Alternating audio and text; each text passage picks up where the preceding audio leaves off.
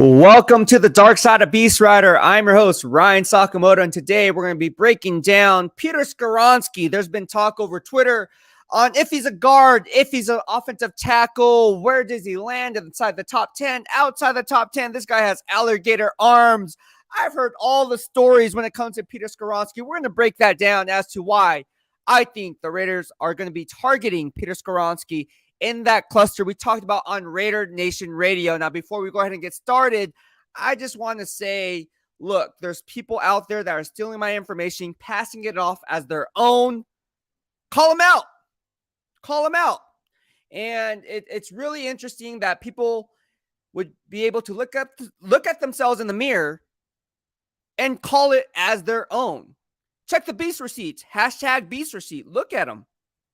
Look what I had to say on all these draft prospects, and it's been brought to my attention from numerous people that this is happening. I don't have time or the bandwidth to figure out who these people are, but you know it's happening. So call these people out. It's about time that people understand, because at the end of the day, look, it's like this. People are going to find out who the source is anyways. So don't just try to make it up like you own. No, come on, bro. Let's not play that game. Swipe left. Holler at your boy. So here we go. Look, we're going to talk about Peter Skoronski in a little bit, right? I talked about it on earlier live streams. There's people on Twitter like, oh, we need defense. We need defense. We need defense. It's not so much what I would do if I was the GM, because I'm not. Either are you. The only GM is D.A. Ziegler with the Las Vegas Raiders. It's his decision that matters. And at the end of the day, he's not going to care what you have to say. He's not going to care what I have to say. He's going to do what's right for this organization and what he truly believes is trending in this right direction to get this team trending in the win column rather than the loss column. Talked about it earlier on Raider Nation Radio. Talked about Peter Skoronski. Talked about how they may be trading into that cluster that I talked about with Christian Gonzalez, Devin Witherspoon, Nolan Smith. Come on, let's keep it 100. If they view Peter Skoronski as a guard, which only since 1998 offensive guards have been drafted in the top 10 since 1990. I'll got the analytics on it. Kyle Turley, Chris Neoli. Where they hail from, right? San Diego State. Lincoln Kennedy, right? Lincoln Kennedy, offensive tackle, offensive guard, offensive tackle at the NFL, right? But came as a guard. So let's go ahead and talk about that for a little bit. Let's talk about the analytics side of it, right? Since 1990, guys. I'm going back since 1990, all right? But don't take my word for it. The proof's in the pudding. Only 8 guards have been drafted since 1990. You want to know who they are? Lincoln Kennedy, number 9, converted to left tackle with Atlanta Falcons. Chris Neoli, New Orleans Saints back in 1997. 1998, Kyle Turley, San Diego State, converted to right tackle and left tackle with the Saints. Leonard Davis, drafted by who? The Arizona Cardinals, draft number 2 overall. All right. Then let's not get it twisted. Back in 2013, which I talked about in my earlier live streams, out of North Carolina, we had a guy by the name of Jonathan Cooper drafted in the top 10, number 7 overall. And then there's 3 picks later, the Tennessee Titans drafted Chance Warmack. But we're not done there yet. 2015, Brandon Scherf drafted number 5 by the Washington Redskins at the time. And there was a split decision on what he would be. Offensive tackle, offensive guard. Then in 2018, Quentin Nelson, the Notre Dame product. Here we are, draft number 8 overall by GM Chris Ballard. But don't get it twisted. People are going to start saying, oh yeah, since 1990, did you know that 8 guards were drafted? Oh yeah. I think it's ridiculous how people pass off information as their own and not give me credit for it. Go ahead. Put it out there. I don't care. The proof's in the pudding. Check the Beast receipts. Check the timestamps of when I said stuff. It's really annoying, honestly. I'm just keeping 100. Look, I'm not saying I'm better or that's what I'm saying. We always talk about different flavors here in the DOB. I just bring a different flavor and different vibe. You actually think these other people have that vibe? Hell no. Because if they did, they would have been doing it previous years. All of a sudden? Come on now. Come on. Let's keep it 100. Let's keep it 100. Robert Pena says, hit that thumbs up. You know, I like Robert Pena for a lot of different reasons. I like Robert Pena because he's always the first or one of the first to comment. He's always bringing those good vibes only here in the DOB. But look, the good vibes only, it's all about good vibes only. And here's the thing. There's always going to be someone better than someone else. Like, there's always going to be someone better than me. Like, I'm pretty sure there's like a middle school kid who's watching this right now who's better than me. And I like that. I'd be like, man, you're really good at your job. You're going to be taking my job. You know, people say, oh, you're going to be taking my job. Like, cool story. Like, you're probably not going to take it. No, there's kids out there who are really, really bright. If I knew someone was better than me and was really good at their job at covering whatever team they're covering or whatever the case may be, I'd be like, man, I want to give this guy all the tools to be the best that he can be. Let's see what this kid's potential is, right? Let's see how big this guy can get. That would give me an incentive because what? Iron sharpens iron. If you're afraid of the freaking iron sharpens iron mentality, you in the wrong business, bro. You in the wrong business. But don't be passing off information as your own. Just keep it 100. It's annoying. It's annoying. It's unfaithful. It's having the lack of integrity.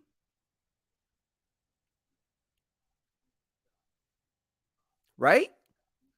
Can you honestly look at yourself in the mirror if you said something that you knew came from a different source? I don't know. I don't know about that. All right, so we have JD11. I know everyone's like, "Oh my gosh, this is a different type of vibe."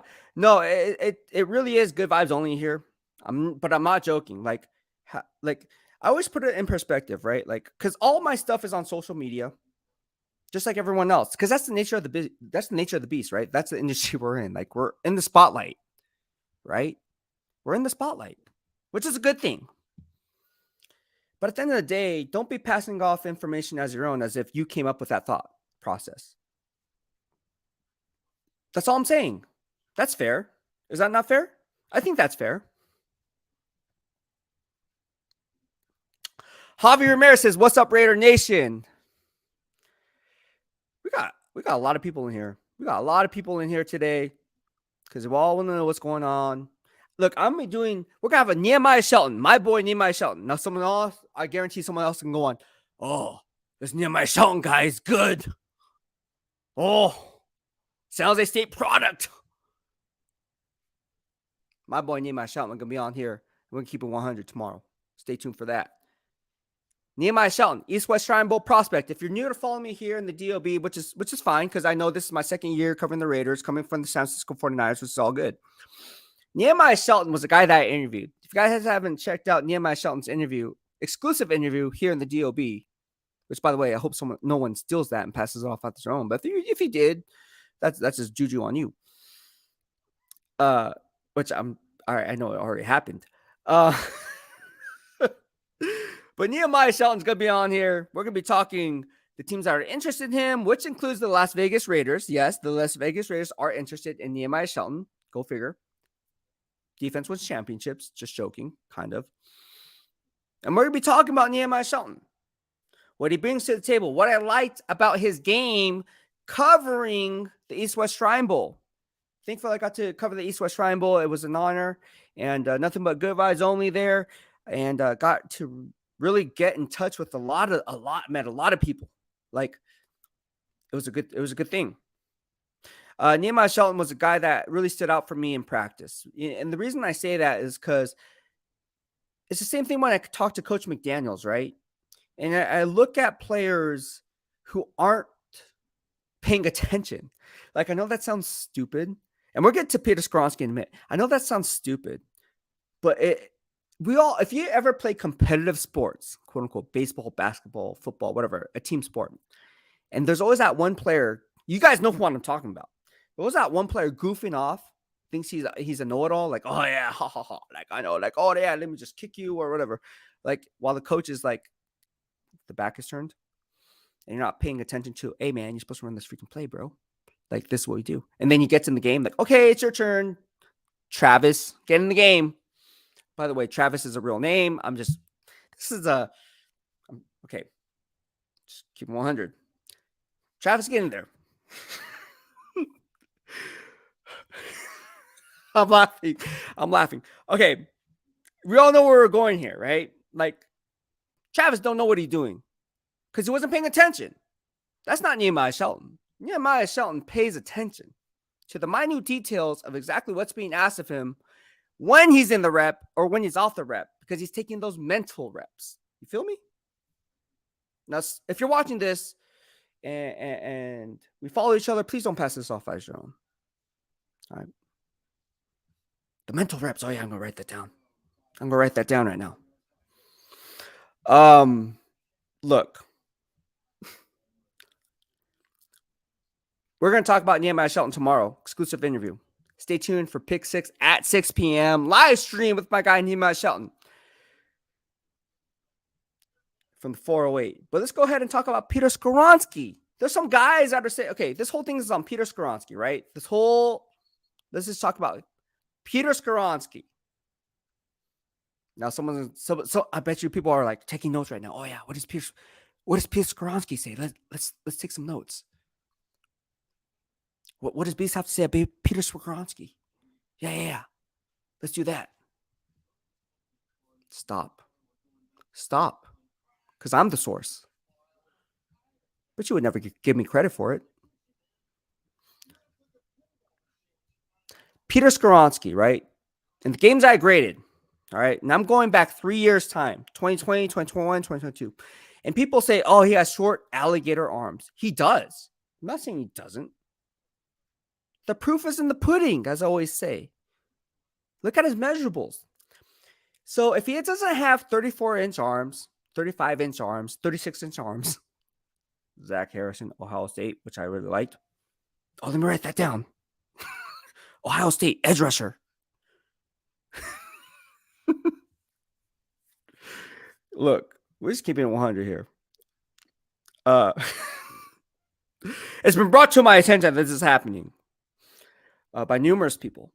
So I'm just calling guys out without naming people. Because I'm not going to name people. Because that'd be I want to stoop to that level. But it is happening. So call those people out. Call them out. Oh, Zach Harrison, Ohio State. Oh. Who's Zach Harrison? How come no one's talking about Zach Harrison? Getting back to Peter Skoronski. Look, he does have alligator arms. He doesn't have the 34-inch arms that people like at offensive tackle. But if you guys remember, if you guys watch the film, grade the snap, not the box score, like I always do, and take the time to do that, because I don't like great. And look, I understand there's only 24 hours a day. People have family. People have kids. People have, other things other than watching football. Fortunately for me, I dedicated my life to football. So I don't have a family. I don't have kids. Football are my kids. Make sense? So I grade the snap, not the box score. Peter Skoronski, to me, is a similar talent to Zach Martin from the Dallas Cowboys. And if you look back at Zach Martin, when I graded him, check the Beast receipts, I said, this guy's going to be a really good guard. But he played left tackle at the NFL. In college. And in translation to the NFL, played guard. Right guard, to be specific. And so people are saying Peter Skoronski is not an offensive tackle because he has short arms. Well, he was a blindside left tackle for 3 years' time? And then in 2020, during COVID year, didn't he take over, if I'm not mistaken, for Rashawn Slater, who opted out? Oh, let me write that down. Rashawn Slater opted out. Oh, Peter Skoronski, 3-year starter. Oh, he's a fit for the Raider way. Oh.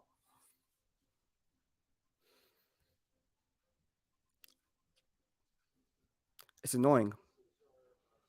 It's annoying. James Show says, regardless the Skoronski pick, is this your analysis on what you think Zeke will do or what you think will be the best pick for the Raiders? Thanks for the insight. Look, I think both.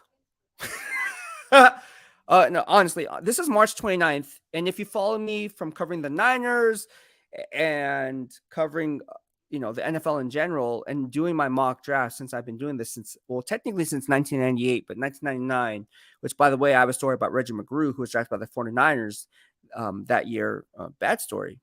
So I thought he would be a bust, and he was. He didn't like it. Can't believe I said that to his face. Anyways, but I didn't say it to his face in real time, obviously. I was like, oh man, like, and then he's like kind of acting like he was like a know-it-all, like, oh, whatever, who are you? It was at the Great Mall, to be exact. It was at Great Mall movie theater, and I went up to him and said, oh man, you're Reggie McGrew, whatever, nice to meet you. Because no one knows who Reggie McGrew is. Like, let's be honest about that. Florida product. And so I was like, oh man, like, how you liking, your time in the Bay Area? And he looked at me like I was playing around because no one talked to this guy. No one, there's like thousands of people there. No one knew who this guy was. And I was like, oh, that's Reggie McGrew. And my girlfriend at the time, my ex, was like, oh yeah, like he's a big guy. You want to talk to him? Like, yeah, I was like, I want to talk to him. And so went up to Reggie McGrew. I'm like, hey, Reggie, man, how do you think the year's going? He looked at me. He's like, nah, man. And from that point on, I was like, oh, okay. In my mind, honestly, to be honest with you, I kind of knew he was a bust to begin with. I thought they reached for Reggie McGrew. But here we are. Starting with Peter Skoronski. No, getting back to Peter Skoronski, though, I'm going off topic there. But that was my Reggie McGrew story because obviously 1999 is when I first started covering the draft. Actually, 1998 with R.W. McQuarters. But here we are. Oklahoma State product. They also had Justin Gilbert come out of there. Thought he was going to be a bust in real time. Back in 2014. But let's go ahead and talk about this, right? Let's talk about Peter Skoronski, why I think he's a good fit for the Raiders. One, he has a high football IQ. He's good at pulling and reach blocking, which is good, not only from the offensive tackle position, but from the interior. So, like, I just pointed out the 8 players that were drafted since 1990 as an interior lineman, okay? I know GMs value interior linemen different from offensive tackles, okay? So that's where the valuation versus evaluation come into play when you cross-check the vertical board versus the horizontal board. Okay. Oh, let me write that down. Vertical board, horizontal board. Yeah. Okay. Connect the dots.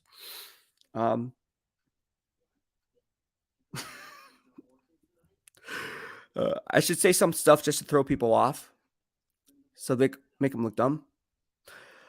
Oh, man. Look. Daniel Kim said it right. I'm part of the nation now. I want to take on a new challenge. I'm glad he's covering our stuff. Yeah, that's the thing about it, right? Like, I love my 49er fans. I love you guys to death. Like, I love you guys. You guys made me, I wouldn't be here today. Look, this is all Niner stuff behind me, right? Y'all see that? Like, I'm going to just post that out. And this is only one shoebox full when I came to Vegas. I have like 5 shoebox fulls of stuff. My mom was like, nah, keep some stuff here just in case there's a fire. In case of the fire, you have Asian parents, man, they cover all bases in case they're fired. Okay, well, there's gonna be a fire. Yeah. So, anyways, that's just one. You guys can see that. That's just one set of credentials there, and so I have like 4 other shoe boxes, literally. And I was like, okay, what I'm gonna do? They're in shoe boxes. Mom, I kind of want to decorate my room. Are you sure? I think my mom secretly wants it there, so there's like a piece of me there, like back in the Bay Area. But yeah, Daniel Kim's right. I'm part of the nation now. I'm full on with the silver and black. There's been rumors. I just want to debunk the rumor here. There's been rumors on social media that I'm going back to the San Francisco 49ers, and that it couldn't be further from the truth. I just want to say that now. I am not going back to the San Francisco 49ers. Like, I am happy here living in Vegas. I ain't rent a Penske truck to make the trip down here, or the U-Haul, whatever the case may be, and not see this long term, right? Like, this is a long-term solution. Those U-Hauls are expensive, driving from the Bay Area to Las Vegas. So James Show, he says, Andy H2. This is my guy, Andy. Resilience pictures or photos. This is my guy. He says, Ryan Sakamoto, I thought you were a 49ers guy. So he's from the Bay Area. And by the way, he does really great photography. Andy, I'm giving you a shout out here, bro. Go to my guy, Andy. All the bodybuilders go to Andy. All the models in the Bay Area go to Andy. Go to Andy. He does really good work. But Andy, no, I was okay. Long story short, did cover the Niners. Now I'm covering the Raiders. Second year, my guy. Javier Ramirez has the write that down. Oh, look at the people who follow me. Write that down. Oh yeah.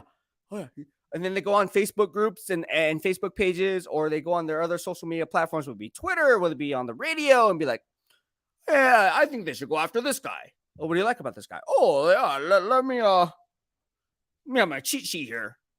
Stop.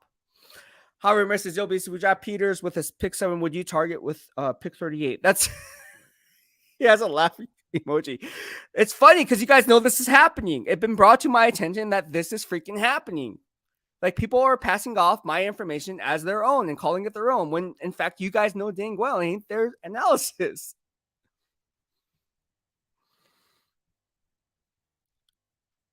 Ridiculous. And this is live. This is on all the social. I don't care, because it needs to be out there. It needs to be said. I'm not afraid to say it because it's my analysis. Oh my gosh. If you're in the Raider Nation, like booster clubs, like just repost this. This is going to be comical. It'll be comical.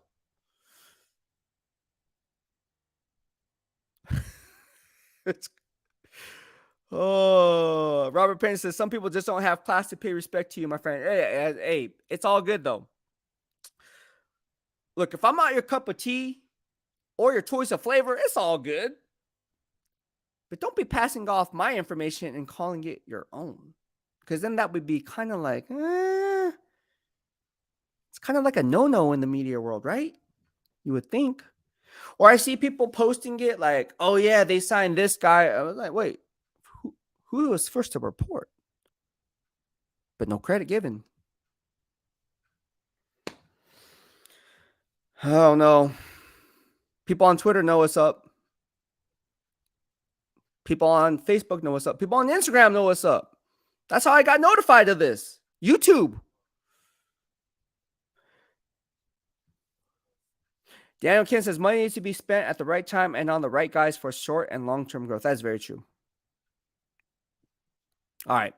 So Javier Ramirez says, I always see so much Pro Bowl talent fall to that top of the second because of reaches and quarterbacks in round 1. Very true. That is very true. My guy, Jim Trotter, who got ousted by NFL Network, by the way. I shouldn't ousted, but they didn't renew his contract. That's my guy. Look, this is the time where you see who has who's back, right? Like everyone's going to be your boy, whatever. Like, oh, you're my boy. Like, yeah, we're boys. But when crap hits the fan, who's your real boy? Who's actually going to stand up, not like through text message, right? Who's going to stand up in real time, like on social media, and be like, nah, man, that's my boy. I did that, right? A lot of people did that for JT. Look, I wouldn't be in the business I am without Jim Trotter. Straight up. Call it what you will. Jim Trotter, look, one of the best in the game. I don't think anyone doubts that. So I don't know the reasoning behind why he was let go or not renewed. I shouldn't say let go. Why his contract wasn't renewed, but it should have been renewed. He's one of the best in the game. And I see people who I thought would have his back. You know what I mean? Maybe they do. I don't know. I'm not going to say one way or the other because I don't know. I'm too busy on my own grind. All right. But Jim Trotter, people are asking me what my thoughts on Jim Trotter are. Mentor, good friend, wouldn't be in the business I am today. Taught me a lot about the NFL media. Taught me a lot about what it takes. Talking to my girlfriend about this. Taught me a lot about being yourself, being true to yourself and doing the right thing and having integrity. I remember conversations I had with Jim Trotter during COVID. And he would actually take time to talk to me and kind of coach me up on some things. And that's just who Jim is. Jim's a great guy. He was on here in the DOB here. Jim's a great guy. I like Jim Trotter. Jeremy Willis says, I want BPA, not excited for a guard at 7, bro. Still want Gonzalez at 7, followed by Drew Sanchez. Hey, Jeremy Willis, I see where you're going with this. And that's good. This is a good, healthy discussion. Look, you don't want a guard at 7, but that's not to say he can't be an offensive tackle at the NFL. And who's to say? And it doesn't matter what I think, doesn't matter what you think. It just matters what GM Dave Ziegler thinks, right? Because our opinions don't really matter. It's the ones that are making the decisions, right? GM, top 5 GM. I think that they can view him as an offensive tackle, but if it doesn't work out, they can kick him to guard. So let's just say for real-time analysis, because I don't like saying stuff and like, oh, they should have drafted that guy. That's the thing. I hate triple Fs, not triple H like Hunter Hearst Helmsley. I'm not talking about WE. I'm talking about triple F, what I like to call flip-flopper fakes in the DOB. They flip their analysis from real time to hindsight and be like, oh, yeah, they should have drafted this guy. Be like, what'd you say in real time? Check the Beast receipts. Look, if you were to say and guarantee that Peter Skoronski would be a Pro Bowl guard like a Zach Martin, would you rather not draft a Zach Martin, knowing that he's a Pro Bowl guard at not a highly positional need or positional unit that you otherwise would be favored by, like, let's say, offensive tackle, cornerback, or edge rusher? But those guys weren't a Pro Bowl player year in and year out. Who would you rather have? But they were serviceable. They weren't bad. They were serviceable. Serviceable meaning they were starting quality, but not a Pro Bowl caliber. Who do you think is the BPA, regardless of position?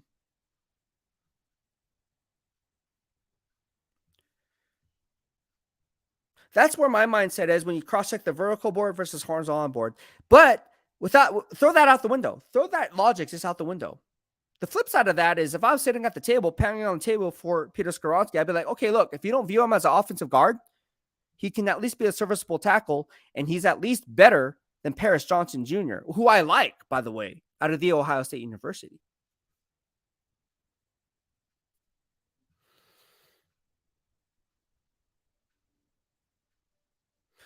George says, yeah, I heard something about a signing you scooped. See, people stealing my analysis, passing it off as their own. I'm keeping 100. Look, this stuff is happening, guys. This stuff is happening. People passing off my information and calling it their own. Stealing my video footage on YouTube, stealing my video footage on Instagram, and then recurating it, zooming in, taking away the watermark, or if I don't put a watermark because it's in real time, and then they have time to put a soundtrack over it, which, by the way, I caught that yesterday because someone brought it to my attention. And then who gets credit for it? But no one questions them if they're there. Look, there's only a handful of people that are there. I can name them off if you want to go that route. So I hate people. Hate's a strong word. I strongly dislike people that try to make it look like they're the ones there when they're not. It's annoying, and it's unfaithful, and it's doing the nation a disjustice, because disjustice is not even a word, but I'm using it because I'm freaking pissed off.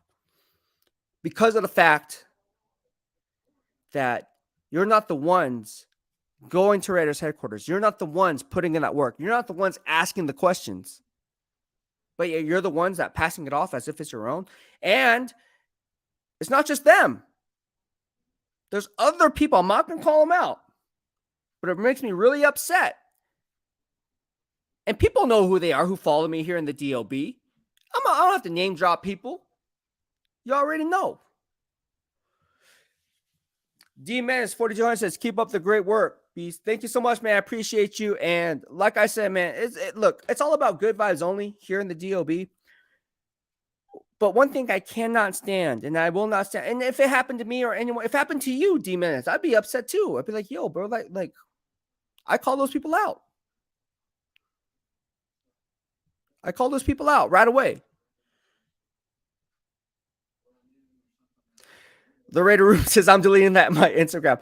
No, Raider Room, I'm not talking to you, bro. I'm not talking to the Raider. By the way, follow my guy, Raider Room. Follow my guy Raider Room. Follow my guy Raider Way. Those guys do great content. I'm not talking about you guys. Raider Rain. Follow these guys. These guys put out great content. I am not talking about you guys. Although, not talking about you guys at all. You guys are safe here in the DOB, man. I want to give a shout out. Here, I'm leaving it up here. Follow my guy Raider. He does a really good job. Raider Boy does a really good job. Raider Rain does a really good job. They do a really good job keeping you informed. In fact, I'll be 100% transparent with this. I don't have time to curate the little Photoshop images and them posting it up on a post. They do a really good job at that. I'm telling you, they do a really good job at that. So I keep things 100. I'm not talking to you, Raider Room, but you know who I'm talking about. If you don't know, you probably know who I'm talking about.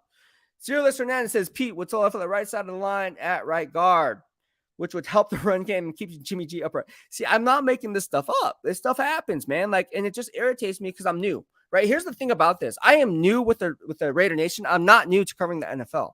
So people who come to like my YouTube channel, because I cover all 32 NFL teams, have grading systems, so forth.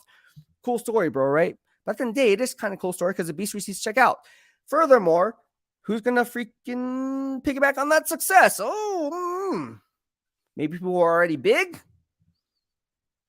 Could be a content influencer, content creator, everything in between.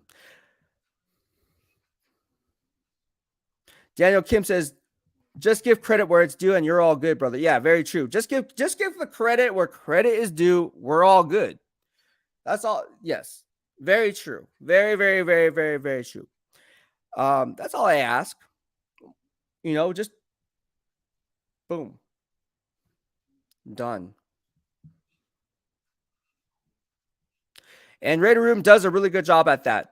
I must say he does a really good job for the most part, and does he does really good work. Does really good work. Does really, really good work. I like the Raider Room. I am a fan of the Raider Room. I am a fan of, like I said, Raider Room, Raider Rain, Raider Way. They all do a really good job. Really good job.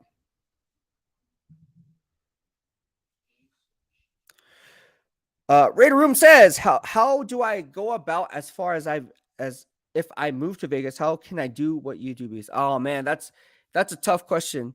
This is a very good question, tough question. I get this asked all the time coming from the 49ers. A lot of 49ers fans ask me how I do it because I'm being self-employed, right? Doing it my way. I like doing it my way because I don't like to push a narrative that someone may kind of persuade me into going. Look, at the end of the day, if I can look at myself in the mirror and say, I did honest work, I'm not saying that people that don't do honest work, they really do. I'm saying for me, I can only speak for myself.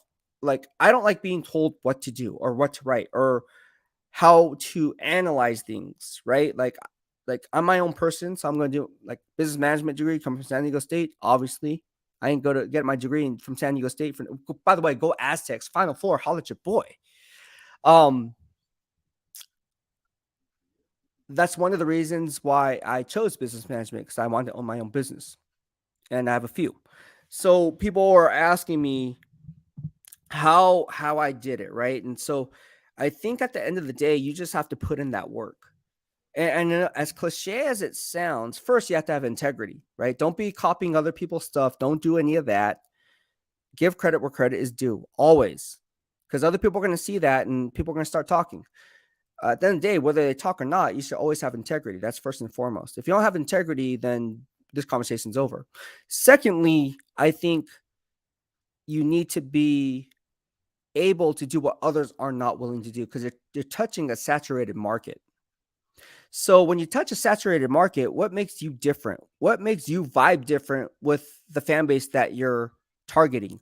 What makes you different? Not necessarily better, right? I'm going to say, oh, I'm better than that's, because that's the wrong way of thinking. What makes you different and separates you apart from the rest of the competition? I think that's going to hold more weight than you pushing content that's very similar on Facebook, Instagram, all the big platforms, right? YouTube.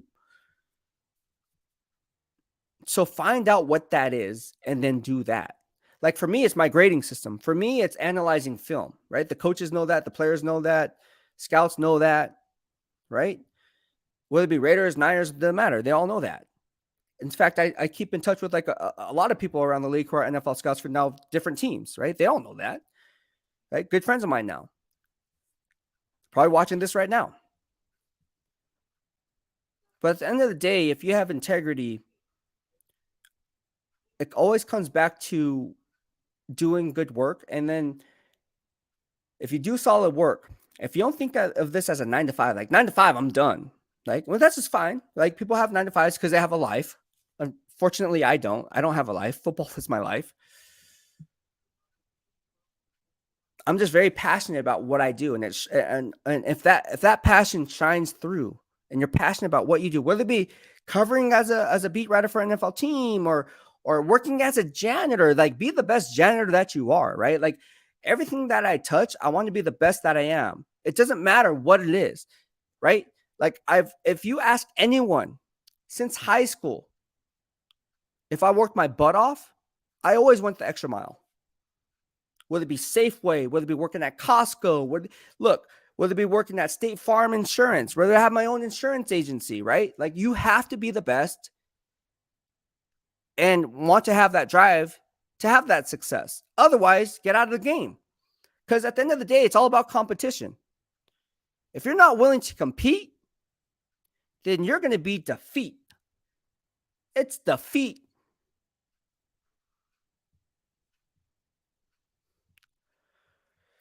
So that's all I got to say about that. Charlie Yee says, if Levi's is available at 7, do you see them passing on Skoronski? No. That would, and if they did take, I'll watch them take Will Levis, Will Levi's, whatever the case may be. If they take him, I'm going to be criticizing that pick all year long. And I don't, if you guys follow me in my first year covering the Raiders, now entering year 2, you guys know I was always kept it 100, right? Say the good with the bad, but it's been mostly good. If they draft Will Levis, Will Levi's, whatever the case may be, Kentucky product. Nope. That's a no for me. Because you're reaching on the base, you're reaching on the quarterback's NFL traits that you see from time to time, but the game field never lies. Javier Ramirez says, all it takes is one draft change to this whole franchise and give us some building blocks. I think Ziegler shocks a lot of people this year who seem down on us. Look, I am a big fan of GM Dave Ziegler. Huge fan of GM Dave Ziegler, right? Like, huge fan of him. I think that at the end of the day, GM Dave Ziegler is going to, and Coach McDaniels too. Those two guys are going to be sitting pretty. I already went on, I said this time and time again. If you're new to follow me, or if you're, or if you've been following me but haven't caught other live streams because you're so busy because you guys have a life.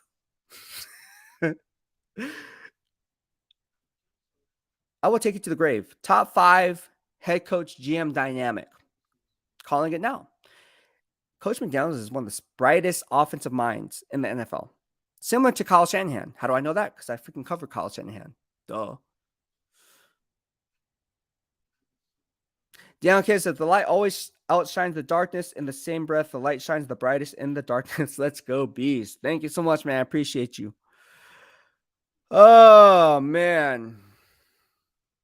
Yeah, it is crazy. We're talking about Peter Skoronski. There's 43 of us watching here. If you guys like what I had to say, if you guys like my content, give this video a thumbs up, smash the like button, and subscribe. Look, Peter Skoronski, to me, when I grade his film, right? This is talking about Peter Skoronski because he was on here for a little bit, and this is what we're talking about. Peter Skoronski is a guy, like I said, he can play offensive tackle. He'd be a serviceable left tackle or right tackle, but he mainly played left tackle for the better half of the 3 years, right?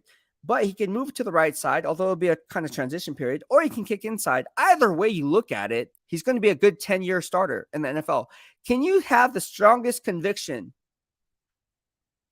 that any one of these other cornerbacks, which I like Christian Gonzalez, I think he could be a 10-year starter, and I see Pro Bowl NFL traits. Same with Devin Witherspoon, so I think those guys are safe.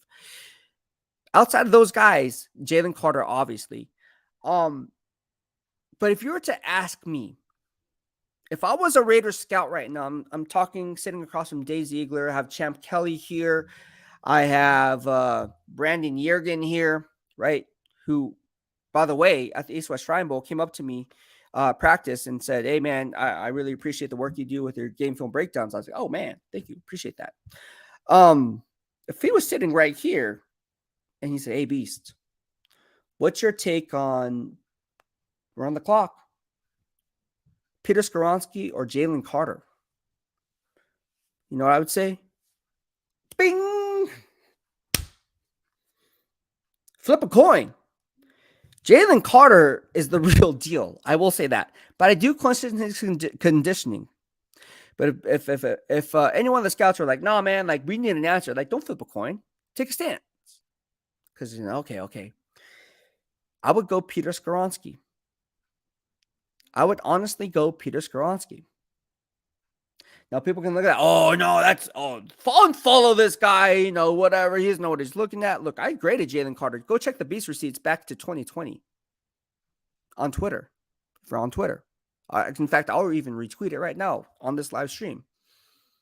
Same thing I said about Jalen Carter. Same thing I said about Bilal Nichols. If you followed me since 2020, you know what I'm talking about. If you know, you know. If you don't know, then you probably don't know. I like Jalen Carter. Second best defensive player in this draft class. But gaining 9 pounds before his pro day, not being able to finish his workouts, having that no contest violation on his record, having to do community service now with the whole Henry Ruggs and all this other, and you're living in Vegas, bro. Vegas is not nicknamed Sin City. It's not nicknamed Angel City.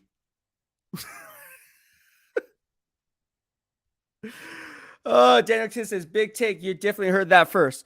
Yeah, no. Watch people who follow me like, "Oh, let me write that down." "Oh yeah. The evaluation for value. Oh yeah. I'm just tired of people passing off information, trying to pretend it's theirs. It's not.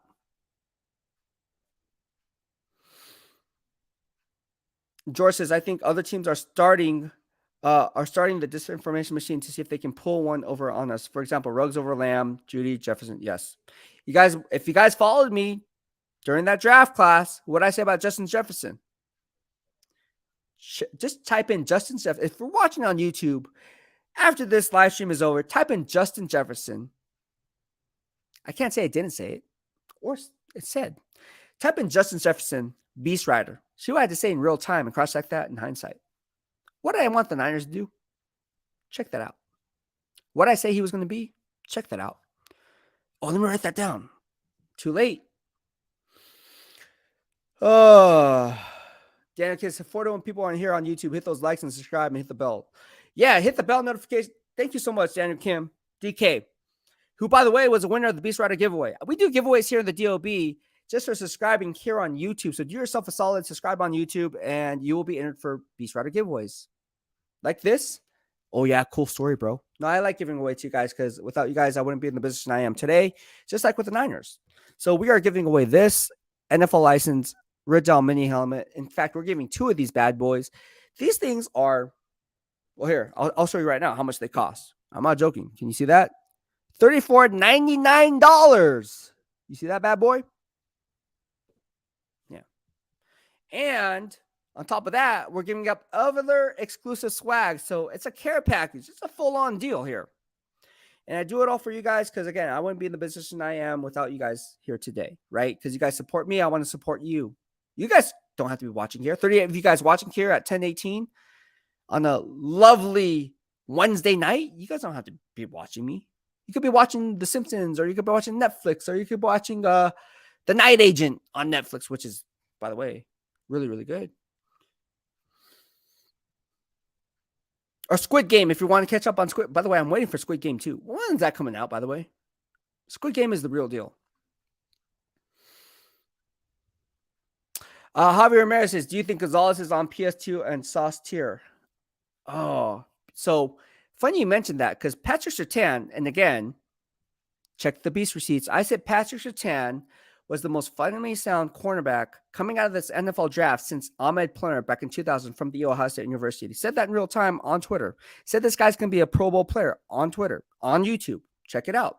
Check out, if you want to see my draft grades on the Denver Broncos and also the conversions of the measurables on Javonte Williams coming out of North Carolina, what I thought about him, go ahead and check out my YouTube channel. Now, people cannot say this. I said or didn't say it. It's up there, right? It's up on YouTube, the Beast Receipts. Check out. Let's say hashtag Beast Receipt. And people don't want to do that. The legwork, that's on you. The burden of proof falls on you because I already put that out there. When it comes to Gonzalez, I don't see that. I don't see a Patrick Surtain coming out of Alabama, roll tide roll. I don't see a Sauce Gardner as well, who, by the way, I thought was going to be a Pro Bowl player.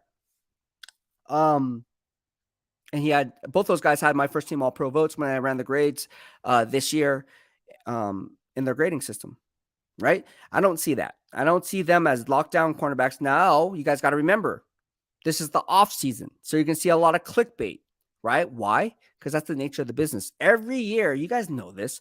Every year there's clickbait. Oh, let's compare this guy to this guy. Click. What do you have to say? Click. What do you have to say? Click. That's clickbait. You think Christian Gonzalez is really on the level of a Christian you think Christian this is both those guys. You think Devin Witherspoon and Christian Gonzalez on the same level of Pat Surtain Jr. and Sauce Gardner? You're doing yourself a disservice.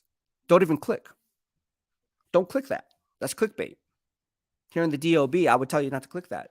That's wasting your time and my time. Now watch me be wrong. Watch them be all pros. Hall of Famers. Oh, Damakin says DOB fled that take to the nation and the why. Look, I'm just keeping it 100 because it is irritating. It does bother me a little bit that people would steal my analysis and pass it off as their own. It is irritating. But at the end of the day, I have the platform to call people out for it. I could name drop people. I'm being nice about it right now, but I could name drop people if I wanted to. Really, I could. And the Beast Receipts, check out. See the timestamp on Twitter. See the timestamp on these YouTube videos. Jesse Cardenas says, hopefully that offensive line is not another Robert Gallery. Yeah, Robert Gallery out of Iowa, if I'm not mistaken, drafted number 2 overall. He's not. He's not. This guy can pull and he can trap. Those are some things that you see from interior linemen, right? In the power-based run scheme. You guys know what I'm talking about, power-based run scheme versus zone blocking scheme, like a Daniel Brunskill who signed with the Tennessee Titans, now with Rand Carthon, the GM of the Tennessee Titans. How do I know? Oh, let me write that down. Zone blocking scheme versus power, trap, down block, reach block, hitting the second level.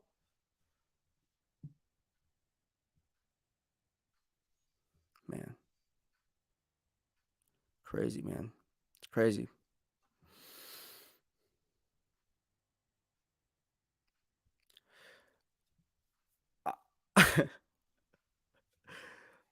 It's been brought to my, and look, I don't have time or the bandwidth because you guys know I work out too, right? I work out 4 hours a day. The Raiders know this.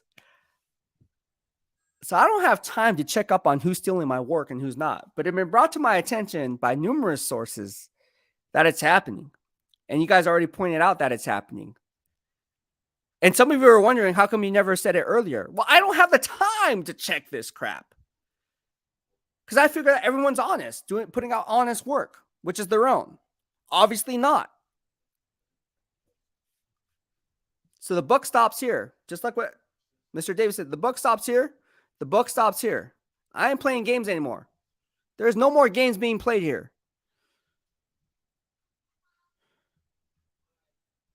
What's up, Jesus? Everyone, we as the deal, we need to brand together. If we see something that BEASTwriter reported on their social media, Raider Nation Radio, or Las Vegas Review Journal, then we need to say that BEASTwriter said it first. Whatever the case may be, right? Like, it doesn't matter where it comes from. It could be anywhere, right? It could be anywhere. Just say it. Like, say it. I've been noticing it a lot on Instagram, to be honest with you, and Twitter. So those are the two platforms I've been noticing it the most. But other than that, we good. We good. Red Room says, just follow you on Twitter and have your notifications on Beast. Thank you so much. I appreciate that. Yeah, man, it's just crazy, man. George says, call them out. George, you're the one that helped me out. I would never have known this. You're one of the people, man. Facts. Daniel Kim says, fast. What's up, G? Let's make sure that Beast gets the credit and pushes his knowledge to the nation. And like I said, man, like everyone is entitled to their own opinion. Just make sure that it's your own curated content and opinion. Like just make sure that it doesn't matter who it is, like whether it be a content influencer on Instagram or the case may view, maybe. Yeah, it's crazy. It's crazy. It is crazy how this and other people have been saying this. It's nuts.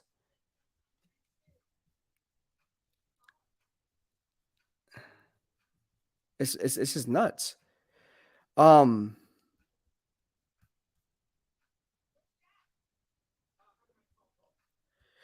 OKC Raider says he's part of the dark side now. Try to be part of the dark side, man. What's going on, bro? Andrew Castro, what's going on, bro? Janoy Crespo says, let me write that down. Yeah, let me take notes. Let me take notes on what's going on. Look, man, that's crazy, bro. And I noticed it with content creators, not necessarily people who I work with. It's mainly from content creators like that I've seen this. And that's what's the irritating part, right? Like that's the most irritating part. Because like I said, we're the ones there. We're the ones reporting on the news. And it's just the content creators out there that try to pass it off like they're there. They're not. They're not. See, this Hernandez. I wrote down the Night Agent. Let me write that down. Night Agent. Netflix. Okay. Oh my gosh. I got to be honest with you guys. Like, this is a total different vibe, right? Because we're all about good vibes at the end of the day. Everyone's entitled to their own opinion. But that opinion better be yours. That analysis better be your own. Otherwise, people are going to start calling you out on it. And it ain't going to be pretty.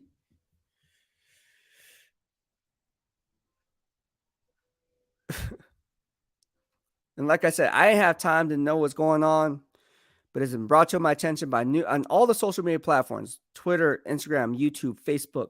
In fact, the Facebook one's really interesting. And I'm not going to call out some of these Facebook groups that I'm in and whatnot that I report, but it's almost like they pretend, like I said, like they're there. Like let's say someone reports it, right? Not me. It doesn't have to be me. Someone else reports it, and I know they reported it. I'm like, and I leave a comment on it, like, no, man, I'm pretty sure this beat writer reported it, right? Like, I'm pretty sure like this guy reported it, and I would link their Twitter, and then he blocks me. It's like, bruh, like you got to credit the source. If you don't credit the source, like beat writers protect each other. If you don't credit the source, then it's all bad. Like, you know what I mean? Like, where'd you hear that from? Are you the insider? Are you the beat writer? No. So that's the whole lingo of it. Which, by the way, T Raider says, Beast, your takes are different and refreshing. The Raiders never do what's popular. That is very true. They don't do what's popular. And that's the whole take with this. Thank you so much, T Raider. I appreciate it. And they're not going to listen to me. Watch. I'm saying Peter Skoronski on March 29th, 2023. This can actually change from now until the draft. Go figure. But as it stands today, I just don't see GM Dave Ziegler moving off the needle from Peter Skoronski, despite re-signing Alex Bars, who I like. Put this up on Twitter, to a one-year deal.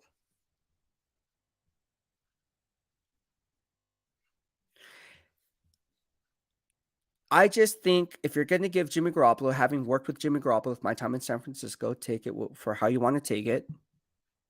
It's not what I would do. It's what I see actually playing out. And people who follow me know that's how I run my mock drafts. Because if it's what I would do, I would just formulate my vertical board and just plug and play based on positional need. But that's not how the mock drafts work in real time. Or the good ones that don't. That's a different story. People put out mock drafts, like I said, like that. Don't do that. Don't do that. John Kim, yeah, thank you so much, man. Yeah, that is my Venmo. If you guys want to follow me and support the channel, you guys can do that on Venmo. Really appreciate it. But there's 40 of you guys watching it. Smash the like button. Give it a thumbs up if you like what I have to say. Keeping things 100 here in the DOB because I don't leave no things unfiltered, bro. I just keep it 100. So whether or not you think Peter Skoronski should be the pick or should not be the pick, I mean, that's your own. You're entitled to your own opinion, just like I'm entitled to mine. So it's good. It's good saying, oh, no, we need to go defense. Okay, so let's peel back layers of the onion to really get to the core when you say we need to go defense. When grading the snap, not the box score, sitting at number 7, are you willing to risk an interior defensive tackle, which I love, right? I already put it up on Twitter. Can't say I didn't say it. Jalen Carter will be available. And if you look at the comments, some people are saying, oh, he's not going to be available at number 7. What makes you say that? Now, those same people are now saying that he's going to be available at number 7. Go figure.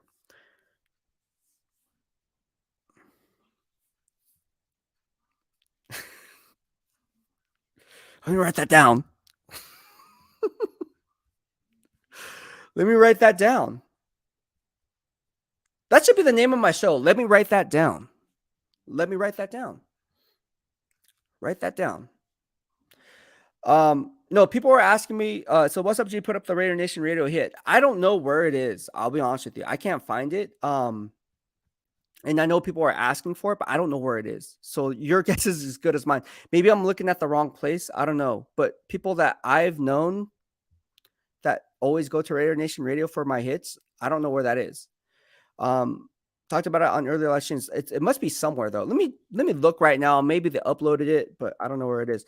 I'm gonna try to find it. Maybe there's some kind of technical issue or something, but I don't know where I can't forward it to you guys because I mean I know for them it'd be good traffic, right? So or at least any traffic is good traffic. Not like, oh yeah, it'd be good traffic if I'm on. Probably get the lowest amount of hits.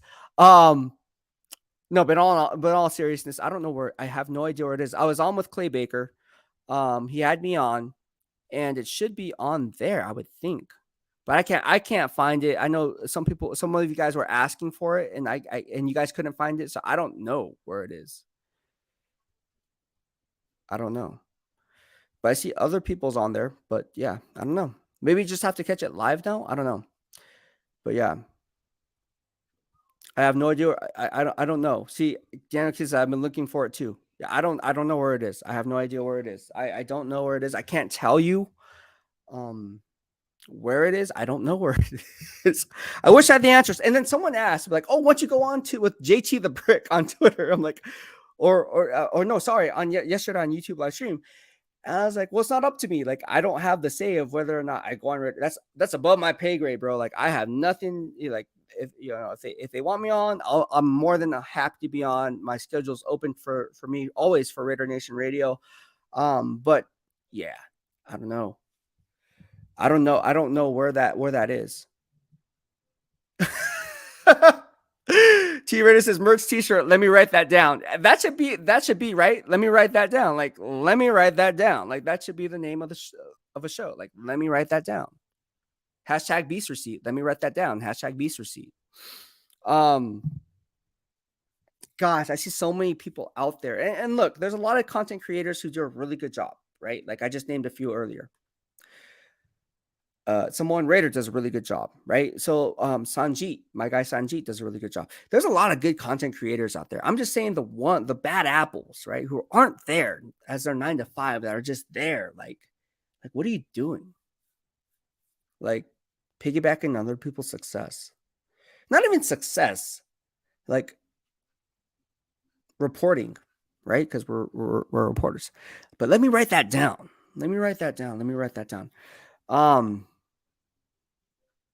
Yeah, it was brought to my attention that that this is going on, and it's not just within the content creators; it's happening within other reporters too.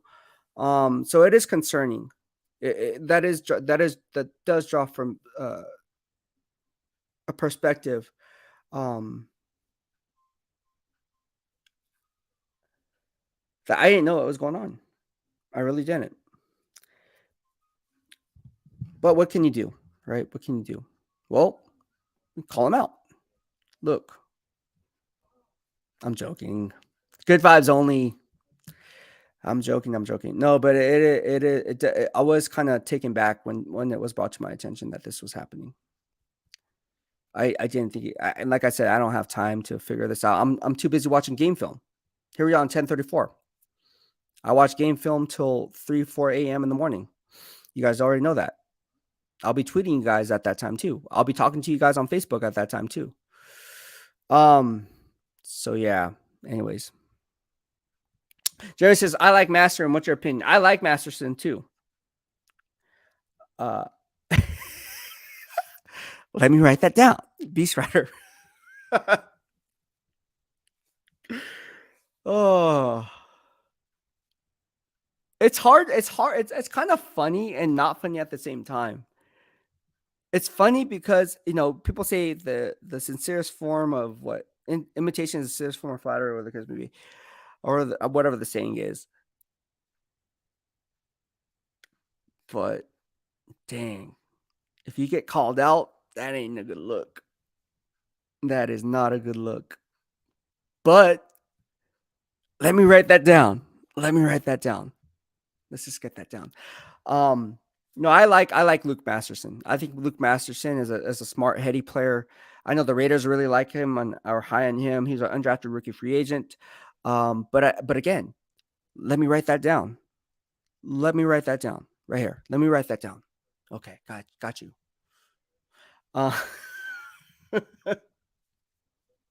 And you guys already know this is that you guys are the one that brought it to my attention. Like I said, I wasn't looking out for it. Like, I don't know what's going on, but you guys, I guess it's been going on for months. And I was playing it blind, bro. It's like a game of poker. We're at the freaking poker table. I don't know what my hole cards are, but I see the flop, I see the turn, and I see the river. Oh, what do I have? Let me write that down. If someone makes a shirt, this thing will go viral. We make so much money off this. Let me write that down. Oh my gosh.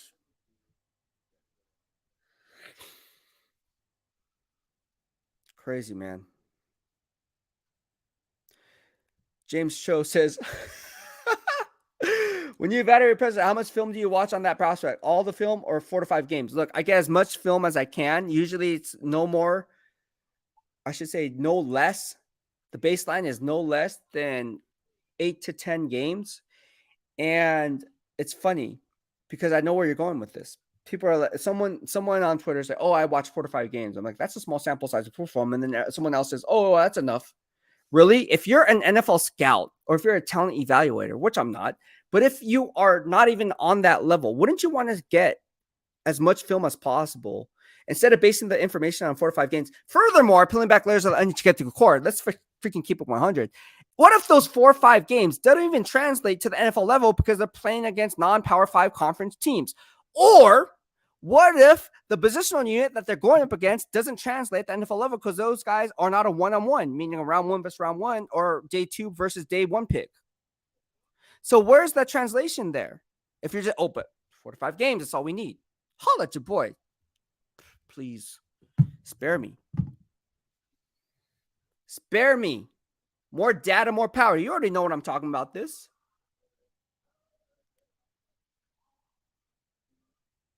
Man. Crazy. This is crazy, right? This is crazy.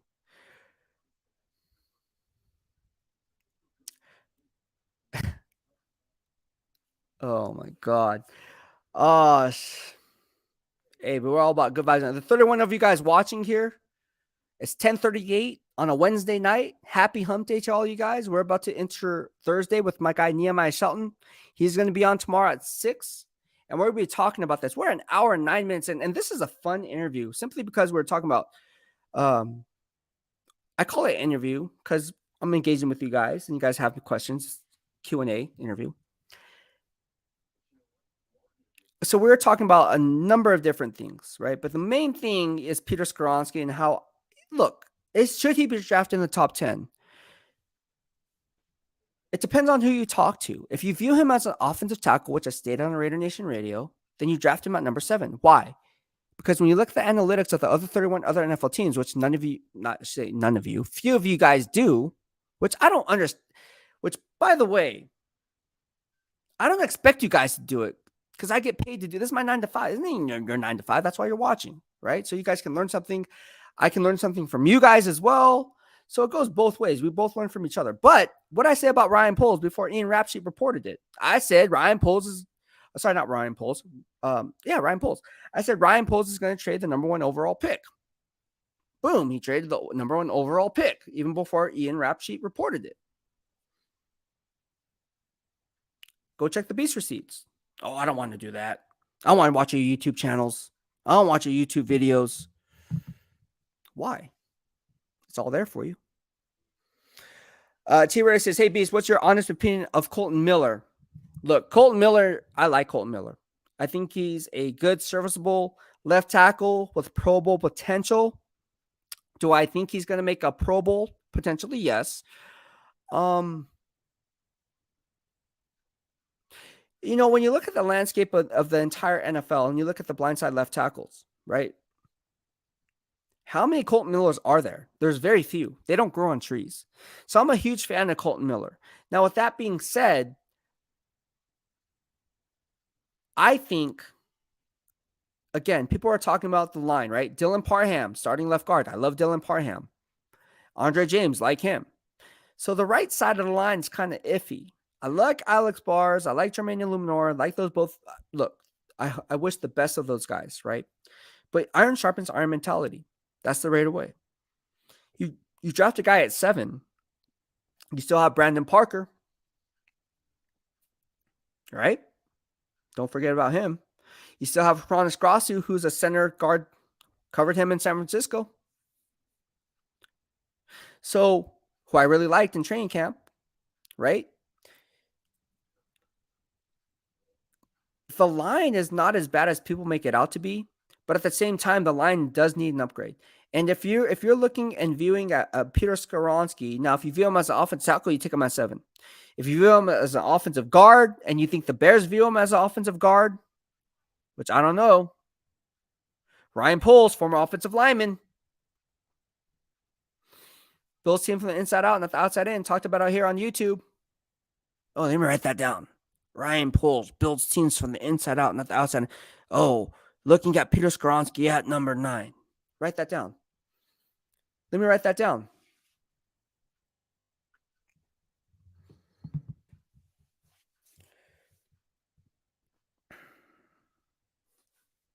I don't know, man. This is crazy. I feel like anything I say, someone else is going to be like, let me write that down. Oh, man. It's all good, though. Not really. Jeremy Willis says Stetson Bennett or Jay Kane are late. Personally, I want Bennett. I like Stetson Bennett. I think the Raiders, and I know people are hyping up Anthony Richardson. Not me. Not here in the DOB. Now watch him be the next Hall of Fame quarterback. I'm just not high on Anthony Richardson. Talked about it here on Twitter. Talked about it here on YouTube. Now, I know GM Dave Ziegler and Coach McDaniels are going to be watching him at his pro day, but there's other prospects there, bruh, like Osiris Torrance. Interior guard. Could they trade back in that cluster of players I spoke about on Raider Nation Radio? I don't know. Let me write that down.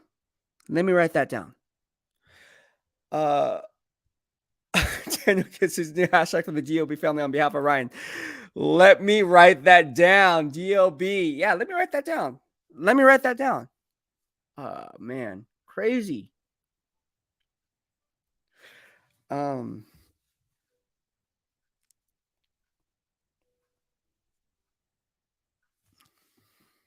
Nuts.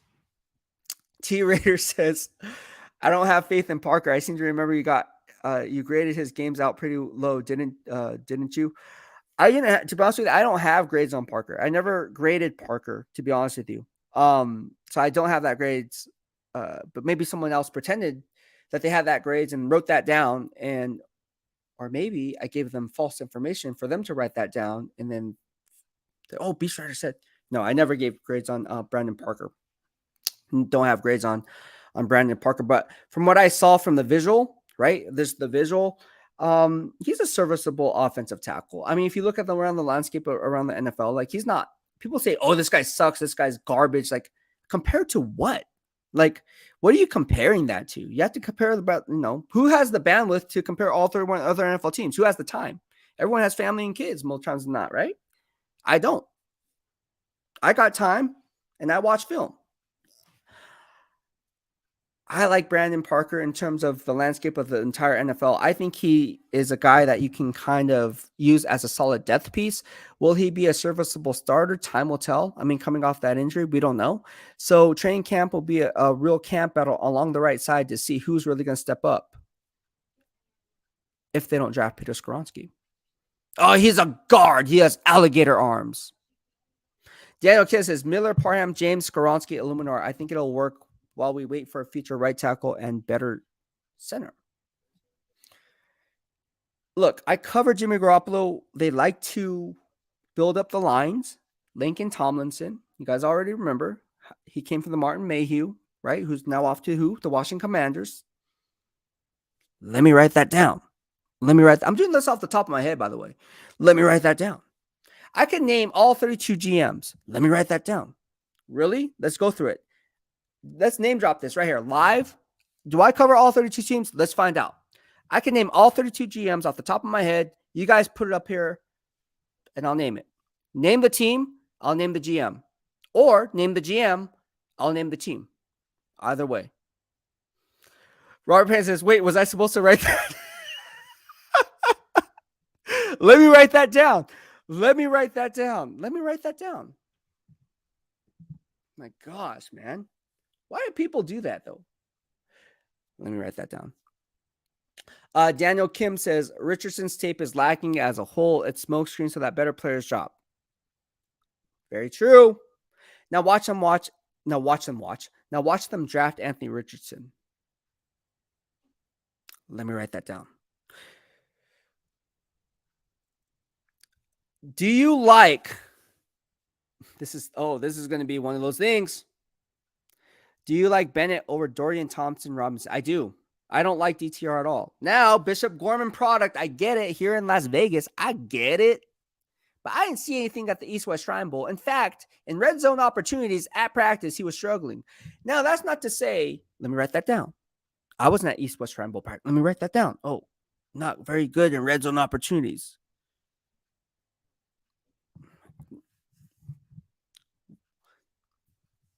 Call these people out, man. It's time to call these people out. Jerry Willis says, I'm a betting man. B says we're taking Pete Skoronski at 7. No, I'm not. This is, okay.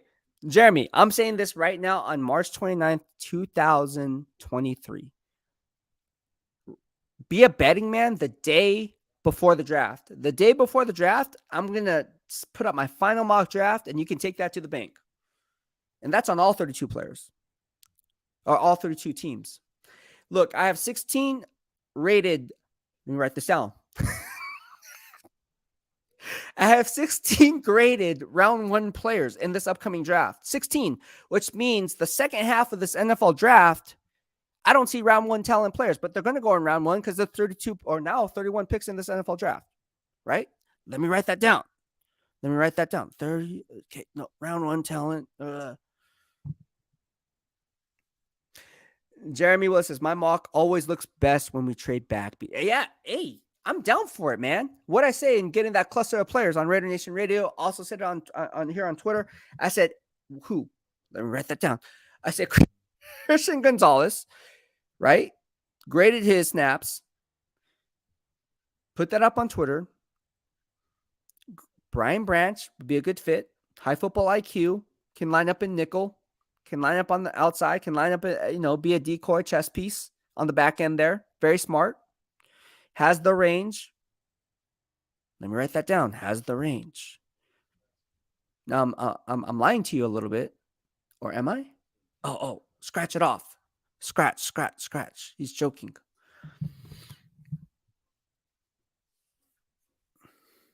Man, crazy.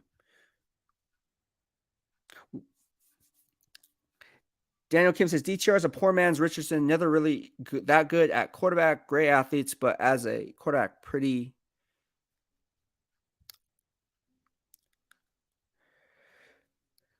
Pretty suspect. Look, I like Anthony Richardson, but I don't like him as much as other people. Now, watch the Raiders draft him at 7 and me have to interview Anthony. Oh, BEASTwriter said, I'm not saying that. Look, this guy can be a Hall of Fame quarterback. I'm not saying that because how would I know? I don't know.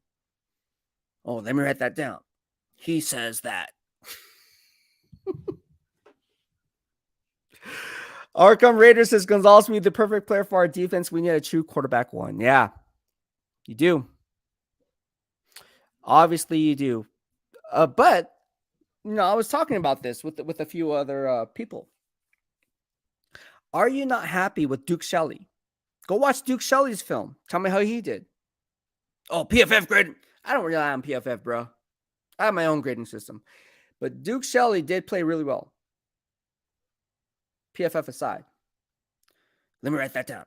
So aside from PFF. Nate Hobbs. That's my guy. Like him in the slot. He's very good. And then also, I still like Amik Robertson. Obviously, that's my guy. And then you also have who there? Right? You have David Long. You have Brandon Faison. Right? So, that, I mean, how many? Boom, boom, boom, boom. And then you're going to bring in a cornerback. And then it's like, okay, where does he fit in the system? Yeah.